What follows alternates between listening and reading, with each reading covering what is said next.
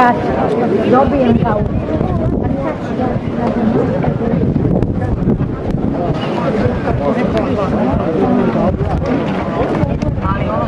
kako je divno.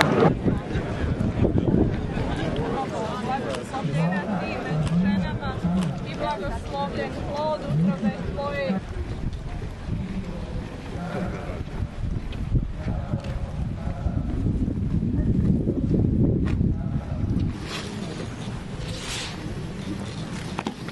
Za polaganje vijenca, svečanim korakom stupaj.